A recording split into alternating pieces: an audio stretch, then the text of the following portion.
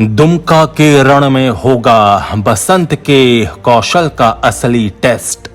पिता और भाई की विरासत को सहेजने की है चुनौती। जनता की अपेक्षाओं का बोझ ढोना नहीं होगा आसान। नमस्कार, आजाद सिपाही विशेष में आपका स्वागत है। मैं हूं राकेश सिंह।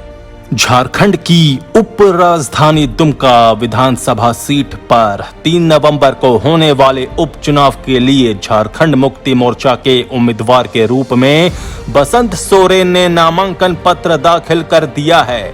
इसके साथ ही वो अपने पिता शिबू सोरेन और बड़े भाई हेमंत सोरेन की राजनीतिक विरासत को सहेजने के लिए जनता की अदालत में उतर चुके हैं। बसंत सोरेन के लिए प्रत्यक्ष चुनाव का यह पहला अनुभव है।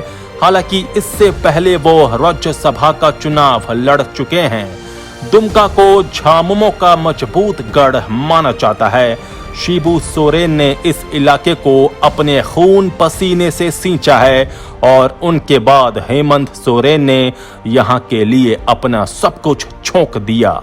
पिता और भाई के राजनीतिक सहचर के रूप में काम कर चुके बसंत सोरेन के लिए दुमका कोई नया इलाका नहीं है, लेकिन वहां की असली राजनीतिक तपिश को महसूस करने का ये उनका पहला अवसर है। पिछले 3 महीने से बसंत सोरेन ने जिस तरह दुमका के गांव गलियों की खाक छानी है, उससे पता चलता है कि शिबू हेमंत सोरेन की कार्यशैली को वो पूरी तरह अंगीकार कर चुके हैं। इतने दिनों में बसंत सोरेन को पता चल गया होगा कि जनप्रतिनिधि के रूप में जनता की आकांक्षाओं का बोझ ढोकर चलना उतना आसान भी नहीं है। बसंत को यही साबित करना है कि वो केवल शिबू सोरेन के पुत्र ही नहीं बल्कि दुमका की माटी के लाल हैं। दुमका के रण में बसंत सोरेन के उतरने के संभावित असर का आकलन करती आजाद सिपाही पॉलिटिकल ब्यूरो की खास रिपोर्ट। पिछले साल दिसंबर में विधानसभा चुनाव का परिणाम घोषित होने के बाद जब ये तय हो गया कि 2 सीटों से जीते हेमंत सोरेन 1 सीट खाली करेंगे, तब किसी ने उनके छोटे भाई बसंत सोरेन से पूछा था कि क्या वो खाली होने वाली सीट से चुनाव लड़ेंगे। उस समय बसंत सोरेन ने हंसकर इस सवाल को टाल दिया था, लेकिन इतना जरूर कहा था कि पार्टी उन्हें जो जिम्मेदारी देगी उसे वो हर कीमत पर पूरा करेंगे। करीब 10 महीने बाद बसंत सोरेन दुमका से झामुमो प्रत्याशी के रूप में चुनाव मैदान में हैं, क्योंकि हेमंत सोरेन ने ये सीट छोड़ दी है और यहाँ उपचुनाव हो रहा है। बसंत सोरेन झारखंड के उस राजनीतिक परिवार के सदस्य हैं जिसके मुखिया शिबू सोरेन आज भी पूरे राज्य में दिशोम गुरु के नाम से जाने जाते हैं। इसी परिवार के हेमंत सोरेन राज्य के मुख्यमंत्री हैं। बसंत सोरेन को नजदीक से जानने वाले लोग बताते हैं कि वो बेहद बेबाक इंसान हैं। अपनी बात वो तार्किक तरीके से रखते हैं और गलतियों से सीखने की कोशिश करते हैं। झारखंड छात्र मोर्चा के अध्यक्ष के रूप में उनकी कार्यशैली इसलिए कभी किसी विवाद में नहीं रही। बसंत सोरेन ने राजनीति का ककहरा अपने पिता से सीखा। उन्हें ये स्वीकार करने में कोई संकोच नहीं होता कि उनकी पहचान उनके पिता और भाई से भी होती है। बसंत कहते हैं, आज जो भी हूँ बाबा और भैया की बदौलत हूँ। इनसे अलग मेरा कोई अस्तित्व कैसे हो सकता है।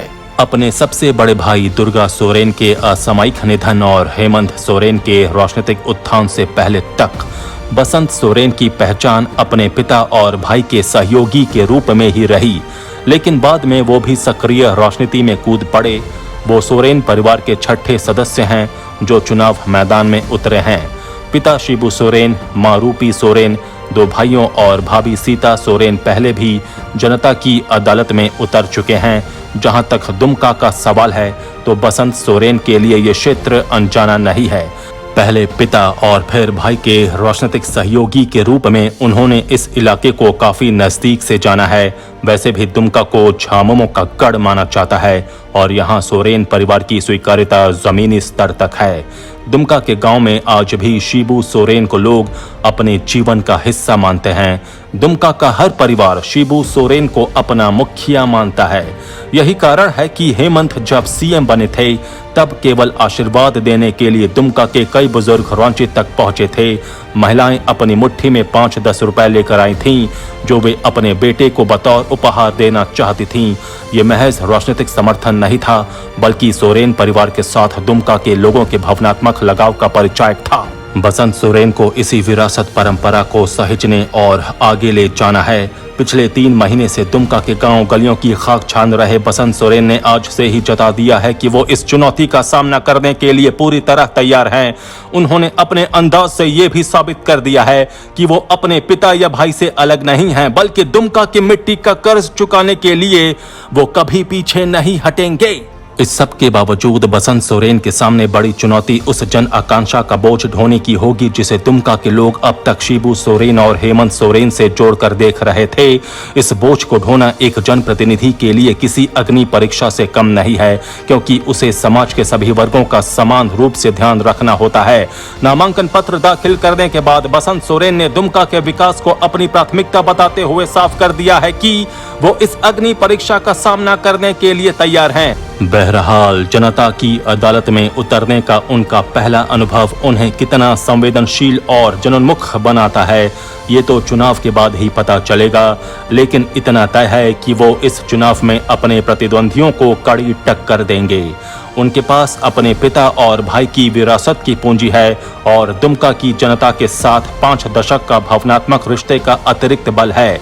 अब ये देखना दिलचस्प होगा कि बसंत सोरेन इस परीक्षा में कितने सफल होते हैं। आजाद सिपाही में अभी इतना ही। खबरों की और भी अधिक जानकारी के लिए आप पढ़ते रहिए अपना लोकप्रिय दैनिक अखबार आजाद सिपाही। आप हमारे इस YouTube चैनल को जरूर सब्सक्राइब करें।